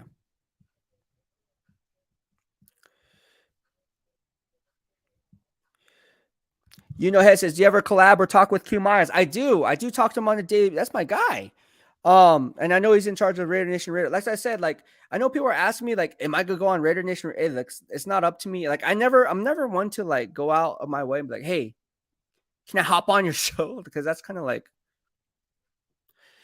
yeah, no, I don't do that. So, I mean, if the opportunity presents itself, I'm more than happy to. But Q's my guy. Yeah, Q knows his stuff, bro. He's very good at what he does.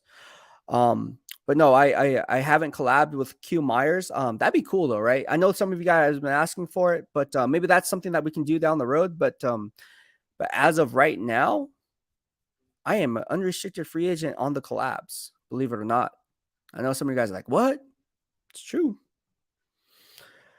It's very true. All right, so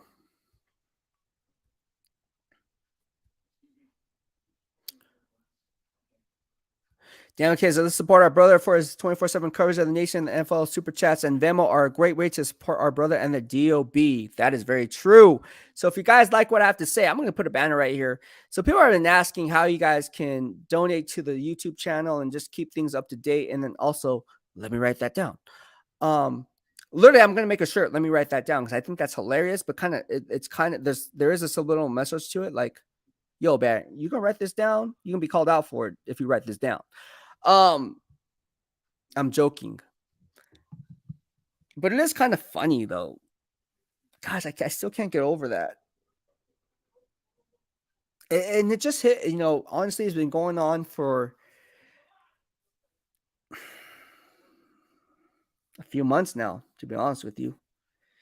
And so I was wondering, I was like, why am I not getting the traffic, right? Like, what happened? Well, now we know. Let me write that down. And it's all you guys. You guys are the ones that have found this. I had no idea this was going on. Jeremy Lewis says, love to see you and Sanjit. The funny thing about this is me and Sanjit have been working well together. We've been trying to work it out. I know he just moved. We've been trying to work on, look, I was on Sanjit's channel one time, did really, really well. I am happy to hop on his show because obviously Sanjit knows his stuff. I know we work really well together and Sanjit knows this. He told me. So we're going to try to work it out. I know Sanjit's schedule's pretty hectic because, like I said, he's been dealing with some stuff like the move and everything. So hopefully that happens. But yeah, if he ever hops on a live stream or if he ever hops on a video, just drop a comment. I'm going to reach out to Sanjit too because we're supposed to make it happen. But it'd be good because obviously, I think as a content creator, you need to know what your viewers want, right? Like otherwise, they're the ones watching you. So if you want me on, let them know. Or if you don't want me on, be like BEASTwriter sucks.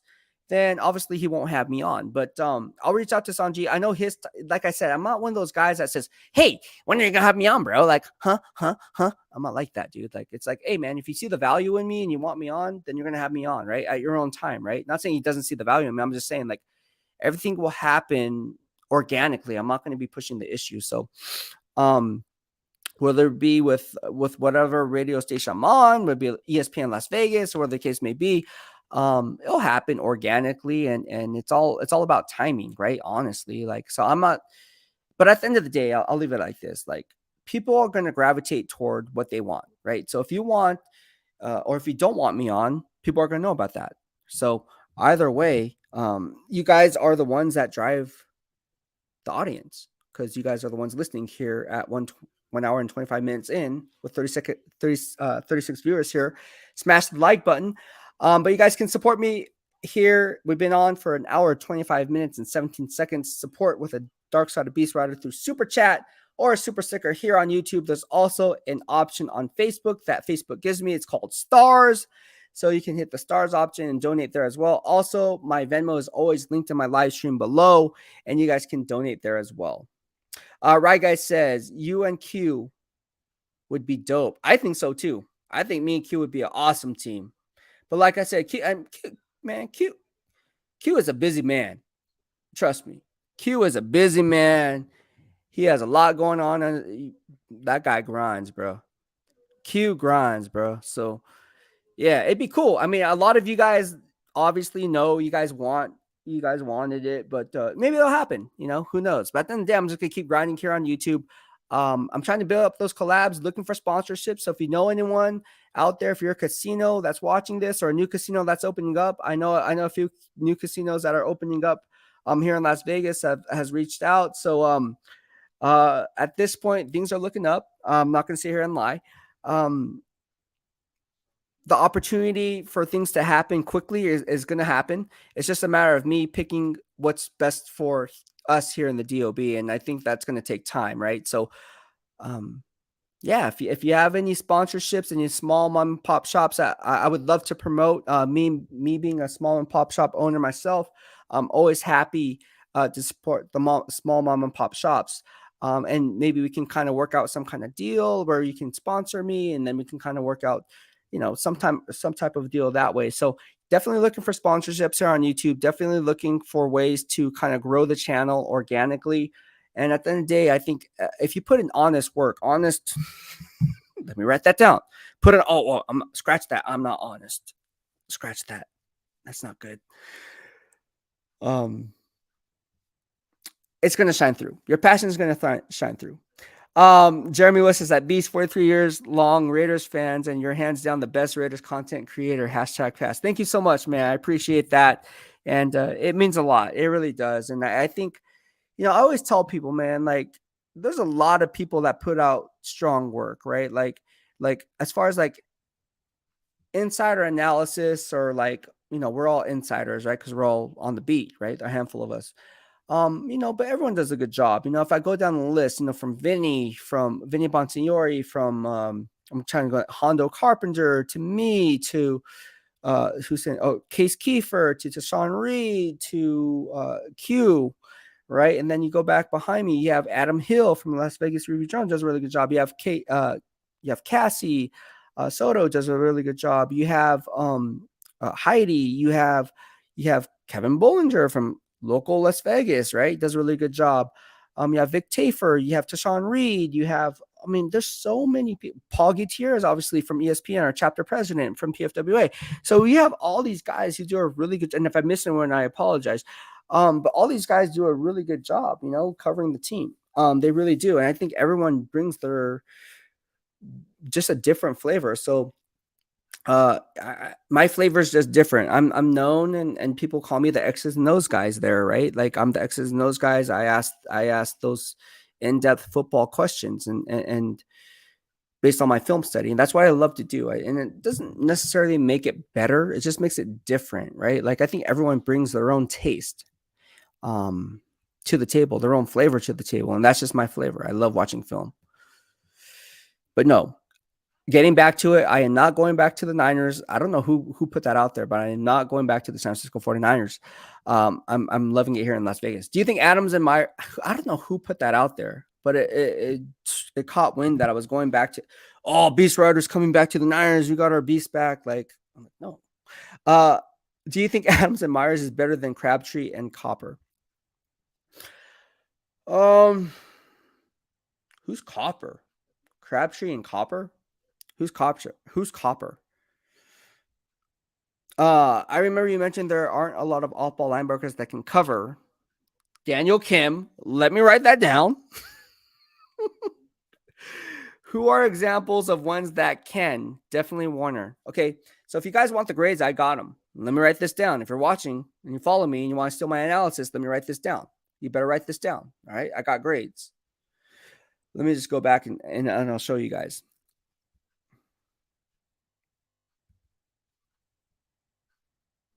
Let's see here. NFL.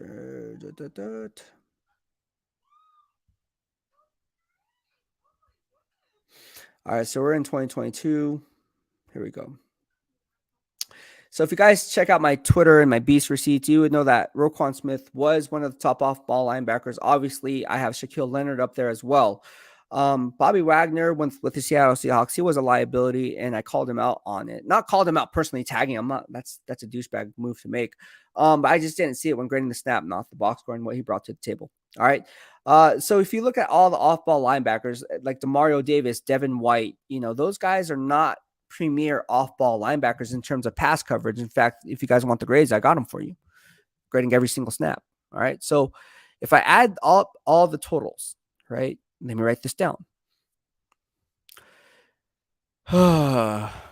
In week 13, this, for example, week 13, Demario Davis, right? So we're just talking Demario Davis here. Week 13 versus the Bucks at Bucks. He didn't fare well in pass coverage, right? And people think Demario Davis is really good, which he is. He is really, really good in run support, but not so much in pass coverage, right? And so when I grade the snap, not the box score, he was targeted 7 times, 6 of those going for completions, gave up 2 touchdowns, a 1-yarder and a 6-yarder for 32 yards in coverage for weeks 1 through 13. And I'm not going to show you the whole algorithm of this. That'd be dumb.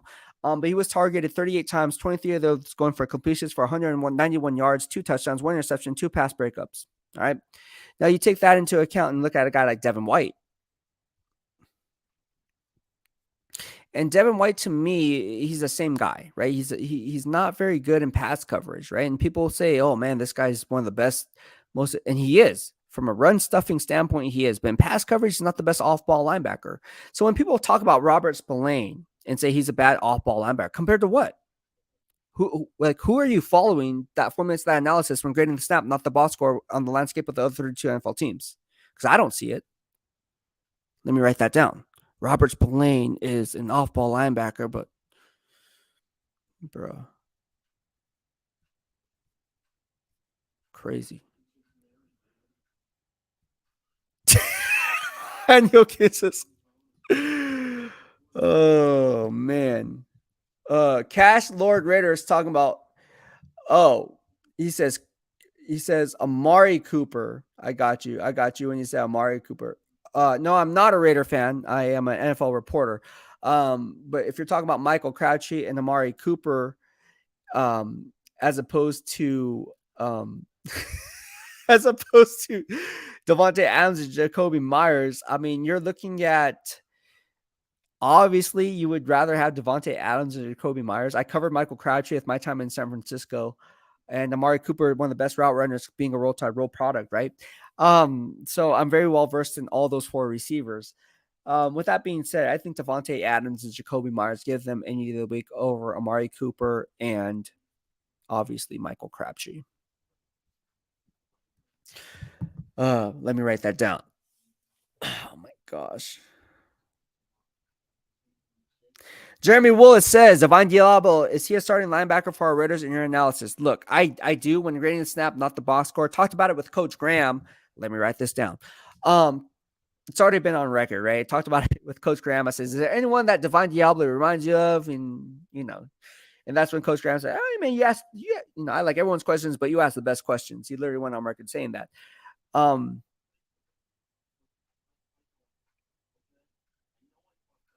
I like Divine Diablo. I think he has the NFL traits that you look for a linebacker on the weak side. Obviously, he's a converted safety, bring back on the second level.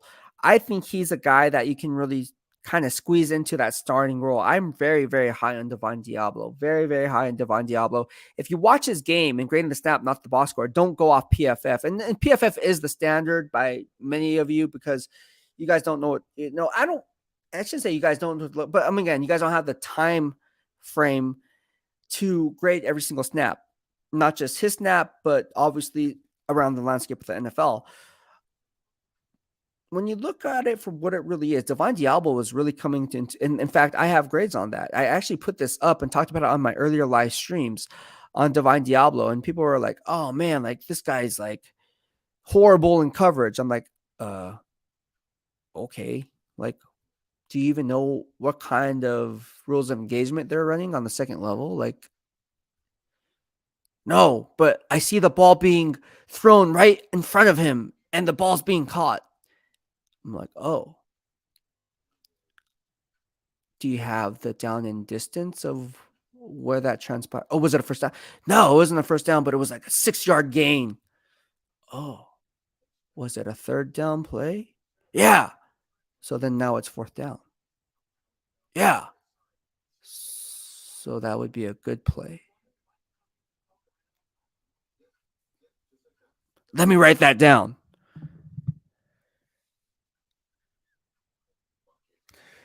Rye Guy says, are you the only actual X's and O's beat writer around the league? You're the first one I've seen actually grind some film. I don't know if I'm the only one, but I don't know anyone else. Oh, no. You know what? As a beat writer, I don't know any other beat writer that does it. But I'm sure there's others that do it. I'm sure there are. I'm not saying, oh, yeah, I'll be on. No, I'm pretty sure other people do it. I just don't know who they are if they're out there.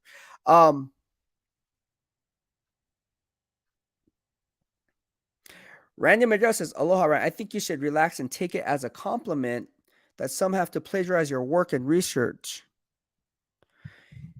Taking it as a compliment, yes, I do. But at the end of the day, it's stealing money out of my back pocket, especially when you repost reels and then pass it off as your own, not when they're my videos. That really is not a compliment. That's just stealing. That's just called copyright infringement. Right? Like when Complex Magazine came to me to use my Colin Kaepernick videos on YouTube, they had to pay me for that. Because it's my content. So from a social media standpoint and how I make my money, it is a compliment. But at the end of the day, if someone was stealing from you, would you be like, oh, no, man, it's cool.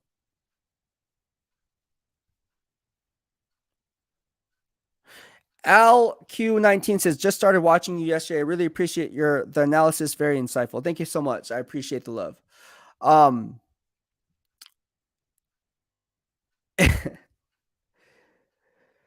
Oh man.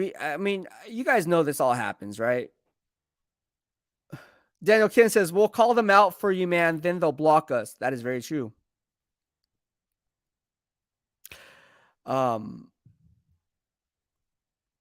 They'll block you and then they'll be like, oh man, like, you know who I really think is good after watching this Nehemiah Shelton guy. Yeah, I know he had a bad 40, but you know why? You're going to find out why tomorrow. Let me write that down. Tomorrow at 6 p.m., Nehemiah Shelton.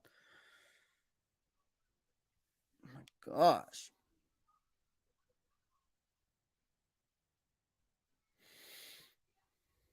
James Cho says, does Hobbs go back to the slot? He really struggled second half of the year. Yeah, but he was playing with a cast on his arm. We talked about this. I talked about this with Nate Hobbs on numerous occasions in the locker room. Let me write that down.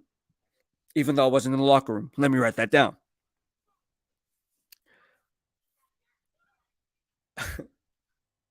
Oh, man. He was playing hurt. He got it out. He has a heart of a lion, told him that. And people who don't see that for what it really is, you really need to know what's going on. Because, this guy has a heart of a lion. I am a big fan of Nate Hobbs. I am a big fan of Amik Robertson. I am a big fan of bringing Deron Harmon back. I know they have Marcus Epps there. And I know they have Trayvon Merrick there. And where does that leave the leadership on the back end? You have Marcus Epps. Okay, cool. But I really like Deron Harmon. From a locker room presence, being a beat writer, being inside that locker room, I can tell you firsthand, Deron Harmon gains the respect of the players, gains the respect of the coaches. There's a reason why he was a team captain. Very, very smart. So I like Jaron Harmon. I hope he's back. Will he be back? I don't know. I talked about it yesterday on the live stream. Other players that you guys were requesting on who I think will be brought back. Obviously, a source confirms that the Raiders would like to bring back or are interested in bringing back Kyle Peko. I know the Jets are high on him. They want him too. So it's almost like a game of what's going to happen.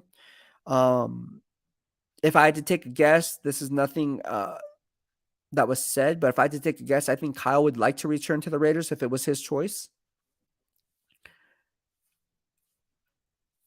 He fits the system really well. Tweeted this stuff out earlier. But you never know how these things work out, right? Injuries happen during training camp and you kind of bring guys in and be like, oh, okay, let's bring these guys in now. So you just never know. You just never know. Al Key says, why do you think the front office focused so much on adding so many new wide receivers? That is as a smokescreen. No, I don't know. I have no idea. My guy DeAndre Carter. I say my guy because I covered him with the San Francisco 49ers, put some stuff on Twitter. Let me write that down.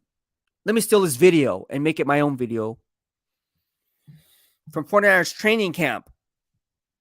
Oh my gosh.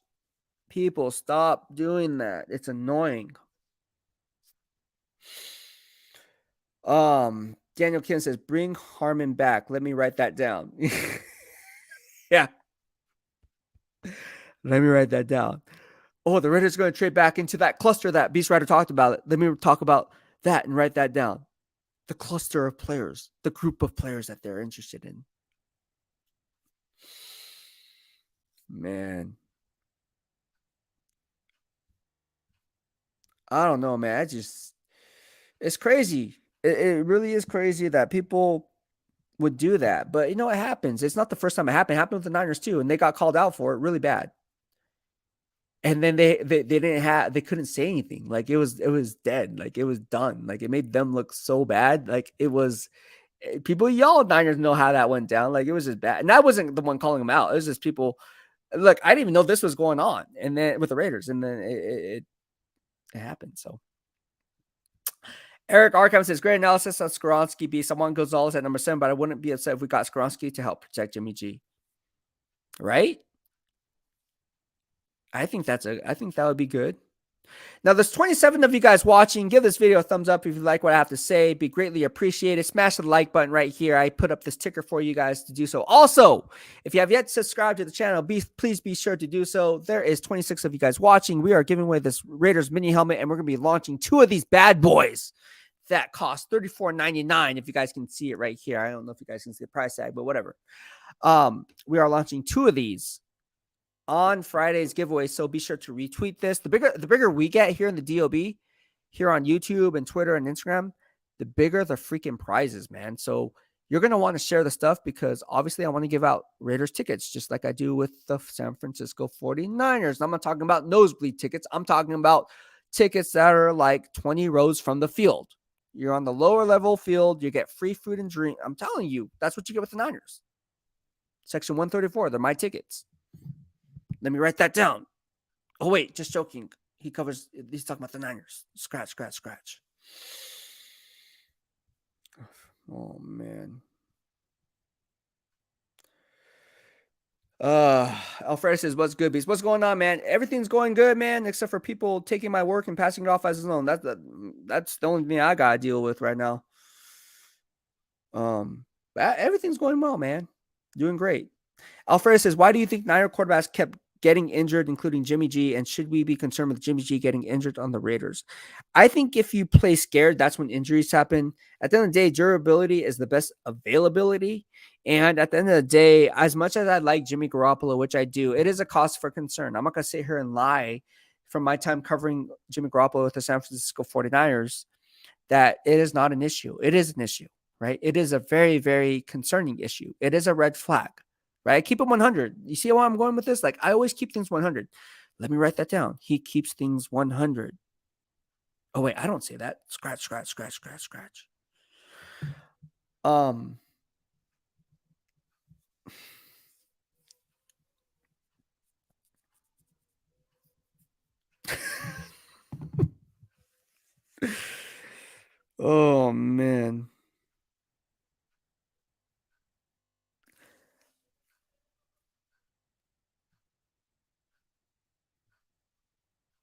I mean, I'm at a loss for words, honestly. To be 110% honest, I'm at a loss for words at how this all came about. But you know what's going to happen. I knew it was going to happen. It's just a matter of time. I didn't think it was going to happen this fast in my second year covering the Raiders. Obviously, that means we're trending in the right direction. Because for like, to be honest with you, what Randy Madero says, right? Like from the 808, aloha, my guy. He's not lying. Like, it is a compliment in a way. So I'm not saying it's not a compliment, but I'm just saying, like, for you to take that route, that's not a good look. And those people are going to get exposed at the end of the day. Karma is a real thing.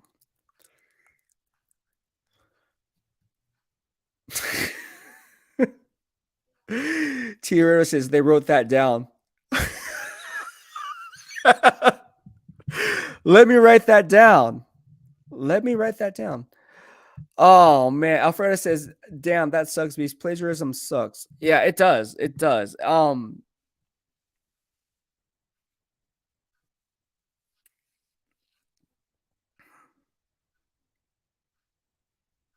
There's one thing about this, right? And it, what's going to happen, right? And it happens with any job, right? Like if someone sees work, they're lazy. They don't want to put in that work.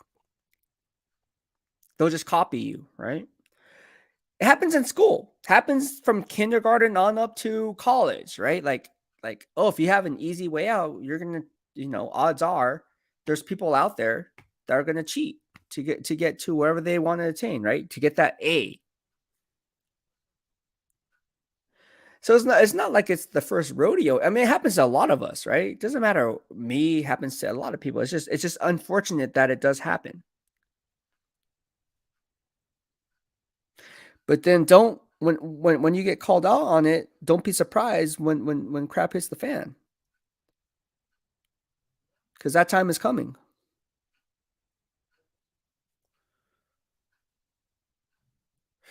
Right, guy says it is some BS. You do all that hard work for them to write that down so they can play pretend reporter for a little clout. Shit blows my mind. Yeah, man. Honestly, to be honest with you, and look, I have friends on who work for ESPN, who work for NFL Network, right? Who and they see it too. Like, I'm not gonna sit here and lie, but I'm not gonna name drop people. I'm not gonna name drop people on who those people are, because what good does that? I mean, it's gonna show, right? At the end of the day, it's gonna show. But yeah, it is interesting, and it does.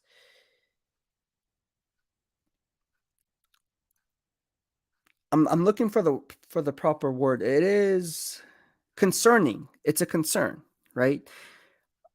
It is a concerning issue that people would pass off my information as their own, whether it be my video content, whether it be my analysis, or everything in between.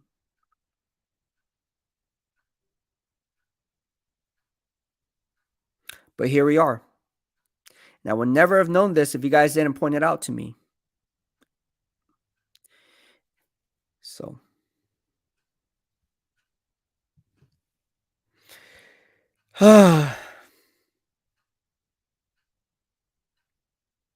if you look at my face right now, you can tell, like, I'm trying to keep the good vibes up. But at the end of the day, like, it's almost like this. How would you like it if you went to work?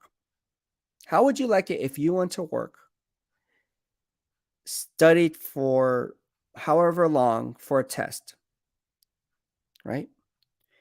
And then get an F on that test because someone copied your work, and then they get an A, not knowing that the teacher, not knowing that obviously that was your work.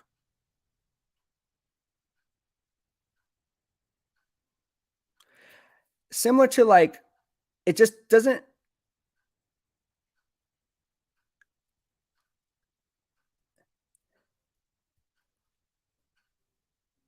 It just opens my mind, and it blows my mind to know that there's people out there that can go to sleep at night. They're probably sleeping right now.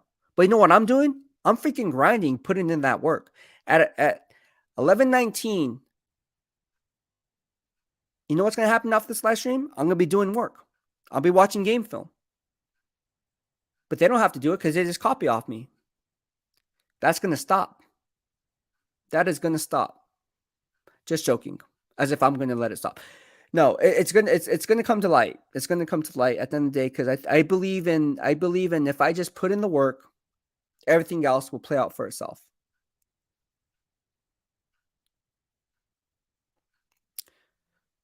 But to me, to come on this live stream and have before hopping on this show, people are probably wondering, you're never late, right? And I told you it was personal issues. That's the personal issues that was going on. You have no idea how many people hit me up from different parts that let me know what's going on.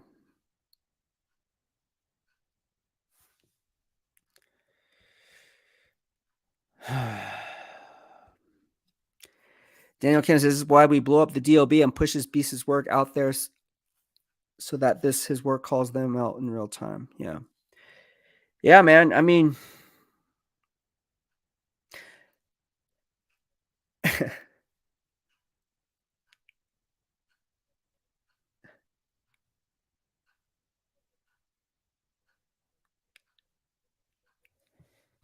I don't know. I don't know what to say to this.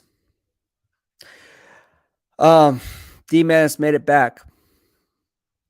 I love my guy D Menace. He says, nice, be still on. D Menace, we're gonna hop off. After I hop off this live stream, we need to talk, bro. I'm telling you, man. You have no, bro. And you know, or no. Just like Daniel Kim knows, there's a lot of people that know what's going on here. George, look, there's a lot. Oh my gosh. I got about 25 phone calls and text messages. Probably, no, 32 to be exact. A combination of phone calls and text messages on stuff being plagiarized. And let me tell you, people know.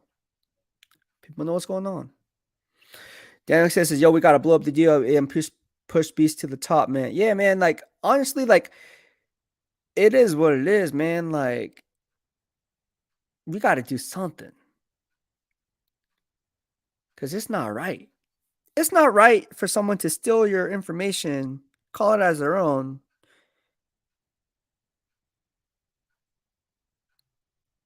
It's just not right. Rykai says a couple guys quickly come to mind on Twitter. They somehow get better engagement than beat writers when they are legit relaying beat writer information and quotes. Holla at your boy. Let's keep it 100. Let's keep it 100.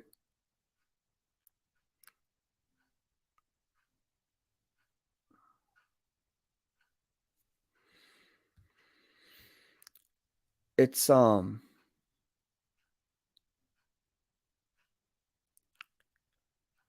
yeah.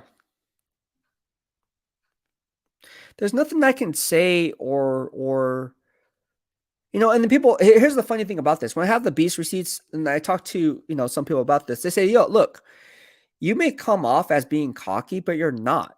Like, because you're always willing to grow, right? You're always willing to learn. You're always learning and grasping it. And he said, one of the guys who was one of my mentors, I'm not going to mention him by name, but you guys definitely know who he is. He said, look, you didn't get to where you are by accident. He said, the Beast receipts check out.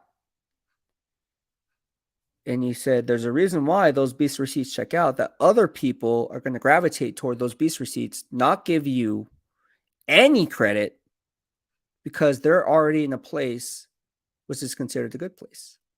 Does that make sense?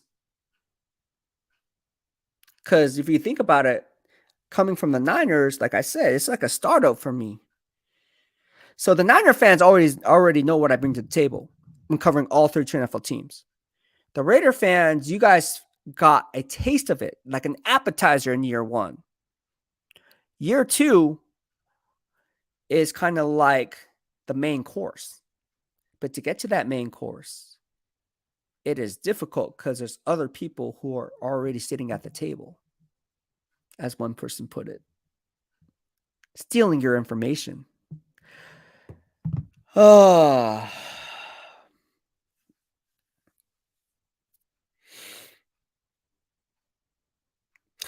A lot of stuff I post up first is on Twitter, just FYI, and then I'll repost it on the other social media platforms. But when it comes to like instant news or instant analysis or in-depth analysis, I will post it up on YouTube. But then more importantly, I should say more importantly, but just as important, I'll post it up on Twitter as well. So those two platforms will be the main drive of attraction when it comes to my insider analysis. And if you see someone else passing it off as their own, call them out. Call them out. Tag me. They don't want to see me tagged. Because then they'll be like, oh, he tagged them. Let me write that down. Make sure that Twitter and YouTube. Man. Crazy. It's nuts. I don't know what else to tell you guys. It's crazy.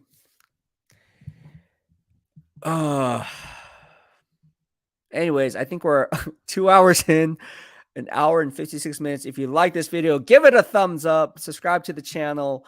I just wanted to give my 2 cents on Peter Skoronski. And yes, obviously, I do view him as a better guard, but obviously, when I see an offensive tackle as well. So again, it's all determined by based on what Raiders GM Dave Ziegler and his scouting department and the positional coaches think that he can be. They view him as an offensive guard or they view him as an offensive tackle. If you view him as an offensive guard, there's only been 8 that's been drafted since 1990. So you draft him inside the top 10, or do you trade back into that cluster that I talked about on Raider Nation Radio and get a cluster of players in that 12 to 18 range, which includes Nolan Smith, guys like Christian Gonzalez, Devin Witherspoon, if he slides there, because you guys know how the NFL draft can be a draft frenzy, right? There's going to be these quarterbacks that are going to be elevated every single year. Talked about my guy Jim Trotter, who's here on the DOB.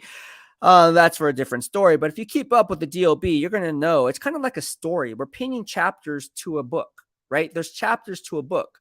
So when we hop on here, talk about Peter Skoronski today on March 28th or March 29th, 2023, we're now going to switch and transition to Nehemiah Shelton and the defensive backs of 2023 and some under the radar guys.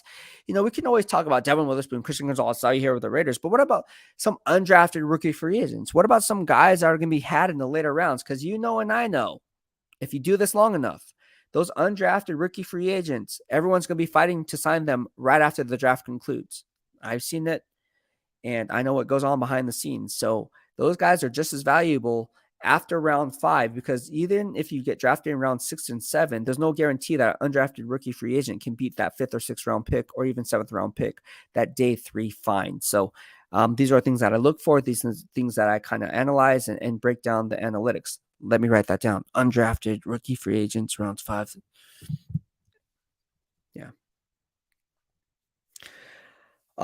Daniel Ken says Beast is too big for that. He let his work do the talking. Beast will crush them the right way. Yeah, man. I just, like I said, man, I just let I'm just gonna let my grind speak for itself, and hopefully, at the end of the day, it'll shine through. I hope so. I mean, that's the end all be all.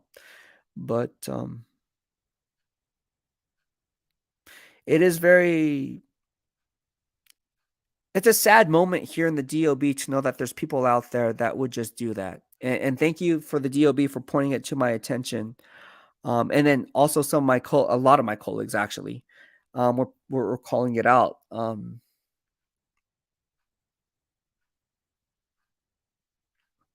So it just puts things in perspective for me. And that's kind of, you know, you live and you learn, right? But every day is a learning experience. So you can tell I'm trying to keep a happy smile and, you know, on my face, and, you know, good vibes only here in the DOB. But sometimes, you know, when stuff happens like this,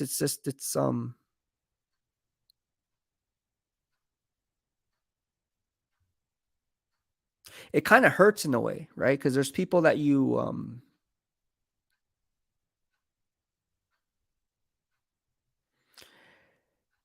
yeah, I mean, I'm gonna go leave it at that. So let me write that down.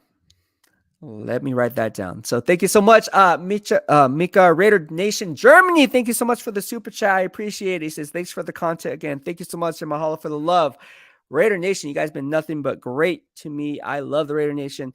And anyone who says I'm going back to the Niners, I am not going back.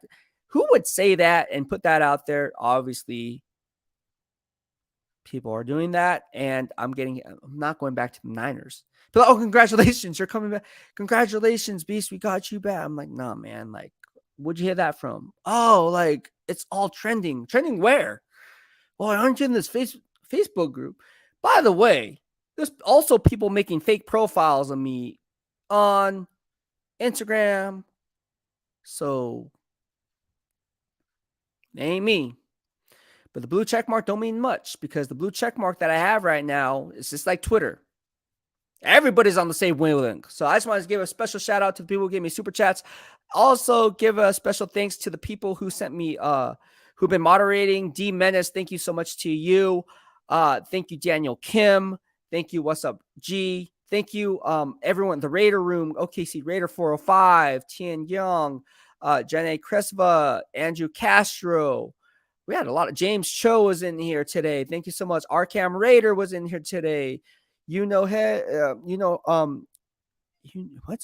can't say it. You're now head. Thank you so much. 2 Red Rings. Thank you so much. Who else was in here? But yeah, thank you everyone for sending me super chats. Let me just go up, and I just want to say special thanks to you guys, because again, thank you. D Menace, thank you so much for the super chat. Really appreciate it. Really means a lot here in the DOB. And again, I wouldn't be here without you modding the channel. And like I said, we're going to be in touch shortly. Mika Raider Nation Germany, thank you so much for you too. So that'll be it for this live stream. I hope you guys had fun. Again, if you want to know everything I have to say, let me write that down, hashtag, and pass it off as my own. Take care for now. Have a good night. I'll be watching more game film after this video concludes. BEASTwriter out.